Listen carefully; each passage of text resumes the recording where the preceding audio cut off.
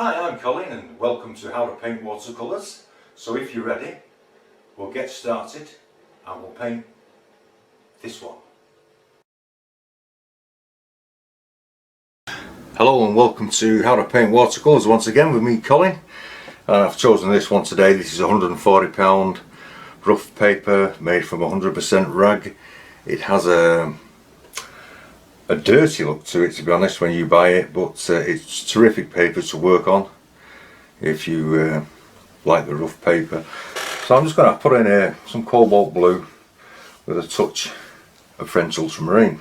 Get some into the water.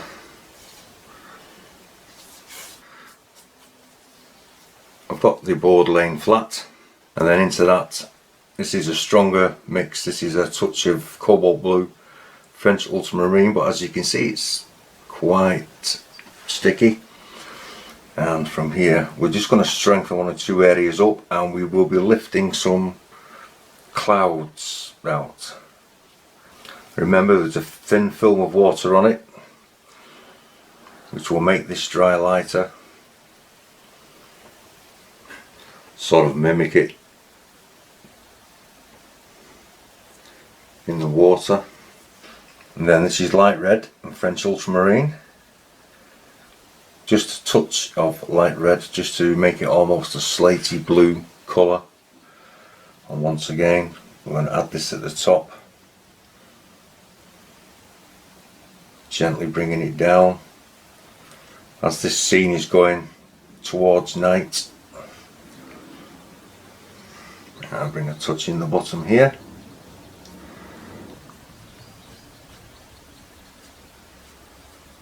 Very pale down here.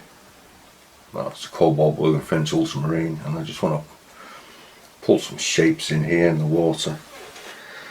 Okay, now then we're going to leave this to sink into the paper a bit and dry off, and you'll see that when the shine goes off the paper. As you can see, the paper's dried off a bit. The paint has actually sunk into all the grooves, is what I want. This is just a normal piece of kitchen towel, and I'm just going to crunch it up into a, well, somewhat raggedy shape. And then I am not going to pat, I am just going to gently roll and pull this across. So you'll end up with a hit and miss effect, and we'll put some streaks into your sky. And being as you can't really control it, your brain cannot take over and try and make shapes. Just to bring some more ultramarine in, and I'm just going to darken it up in some areas. This will add extra interest to your painting. You know, it is important. I'm going to strengthen up the top of the sky once again.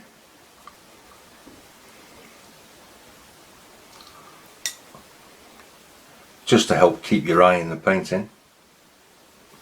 In the bottom. And I think now it's probably at the right stage to put some bushes in. This is a mixture French ultramarine and burnt umber. And we're just going to put the suggestion of trees and bushes in the background. Leave some spaces because as the paper is damp it will creep with your paint and your paintbrush. You can put some tree trunks in. You don't have to be too careful with this. It's it just helps to tell your eye and your brain that it's trees and bushes. And also put some bushes where the elephant is and along the bottom here. If you don't, it looks like the elephant has been stuck on afterwards. And we're going to bring some of the reflections in now, right at this moment, for the tree here. Now we're going to leave that to completely dry. Now that that's dry, I'm just going to glaze in some mauve or purple or violet, whatever colour you have in your box, and I'm just going to allow this to put an underwash on your elephant. Now you do the same to the reflection as well. Now that your elephants have just had a glaze of the purple on it, or the mauve, what I've done on the land here, I've just re-wet this piece and just let it sink in for a minute or two, and then we're just going to add straightforward Naples yellow onto this, and we'll be dropping one or two other colours in as well. This is Naples yellow and burnt sienna.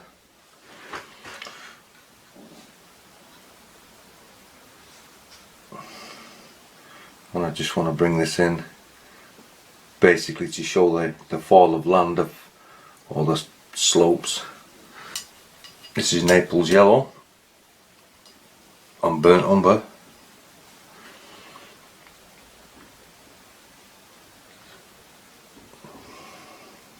And just taking a rigger brush with the same colour, you just want to pull some tall grasses out.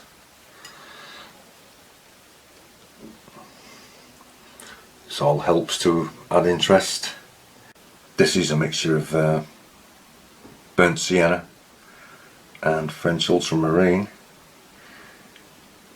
and we're just going to put this big tree branch in.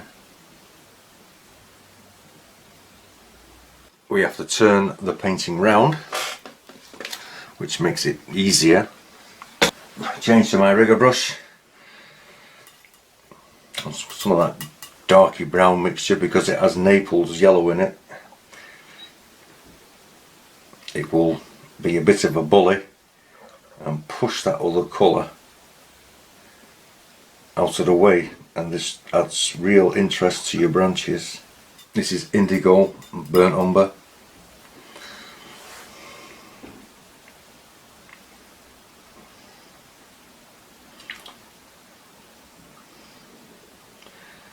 And then we can really twist these branches.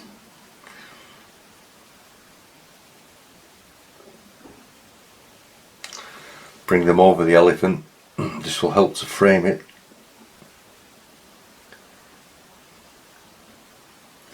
As you pull it into the white cloud, you have a sense of dark over light. The light being underneath will make these twigs and branches really stand out, which is what you're looking for. Hopefully you've got your tree looking something like that, and then with the same real dark colour of indigo and burnt umber, we're going to add this also to the grass at the bottom. And I think that'll do for that. And yet again, we have to wait now for all this to dry. Once your glaze of purple is dry, or mauve or violet, whatever you want to call it, depending which part of the world is in, I'm just going to re-wet the elephant again. French ultramarine and burnt umber.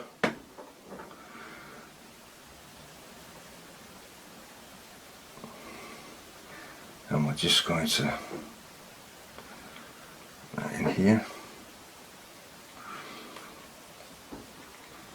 And when we've done this, we'll do the same to the reflection.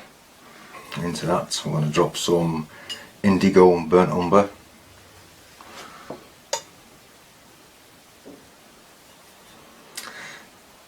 Not everywhere though, I want to leave some light patches on his back.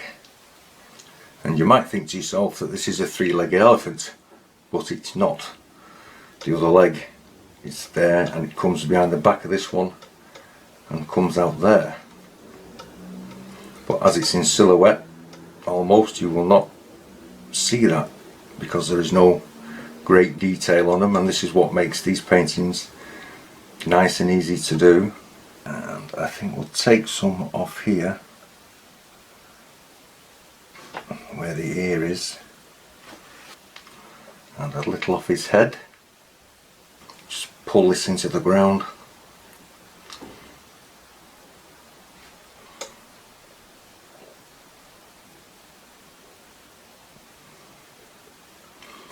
I'm using a rigger brush. Flick out a few closer grasses around his feet. Damp brush, take the edge off that. Damp brush again.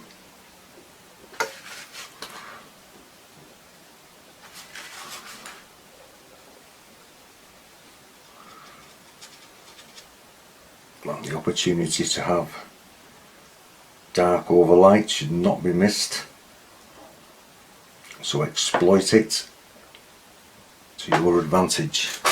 As the paint has crept back, which it will do, so you may have to do this several times, but try not to lift any of the underwash up. And then we're going to leave this to dry, and then we're going to do the same to this elephant down here.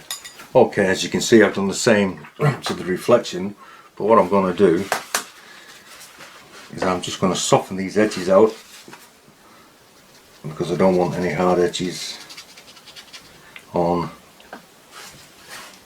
the reflection. Your eye will tell you it's a reflection, so just gently just fuzz all these sharp edges off, and I just want to put a few lines across the trunk. It's just a tiny bit of detail down here. I'm just going to re-wet this reflection of the land area, and I'm not being too critical of where I'm going to put this. It's just a hint of a reflection. So once again, in with the Naples yellow. The board is at a slight angle, so it will run, which is of course is what I want it to do. Naples yellow and burnt sienna.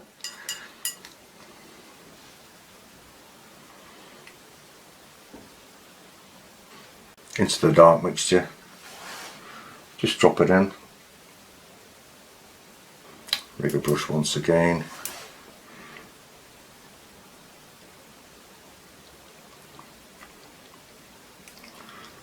One or two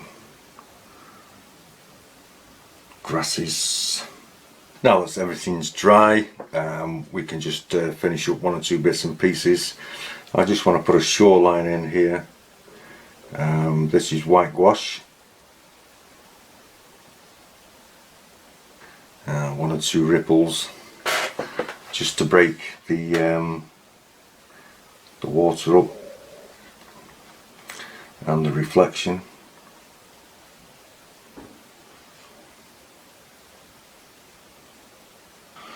One more, I think, maybe there. Then comes the best bit. You get to sign it. A little bit of water.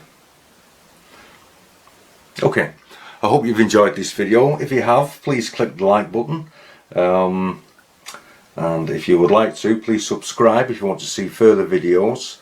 And if you want to paint something a little bit more traditional, you'll find, if you click on the link in the description box, you'll find a full list of videos that you can view.